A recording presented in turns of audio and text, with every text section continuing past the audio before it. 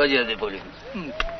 Kaži ti meni, šta onaj Deda Žika radi sa tobom kad ste zajedno? Mi se baš lepo igramo. A kako se to lepo igrate? Deda Žika je moj konj.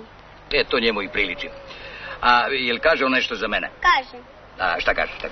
Kaže da si ti jedna bradata koza. Kako koza? Koje koza? Taj tvoj prijatelj na nivou kaže za mene da sam koza. Da ti ja ličim na kozu. Sigurno je dete pogrešilo. Htjelo je da kaže jar.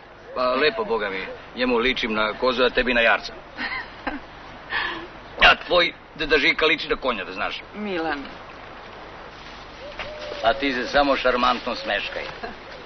Ćao, sine. Ćao, čačoš. Ćao, mamos. Nije mamos, nego mama. Stvar. Mi ćemo još mnogo što da čujemo od njega. Dete nije ništa krivo.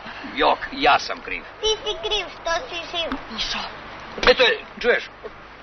Čuješ, on čak i rimuje kod Deda Žika. Pusti ti mog Deda Žiku na miru. Neću da ga pustim. Neću, on je najobičniji zvrdo. Milane, tako pred detetom. On kaže da ti se po piški mutujeriću bradu.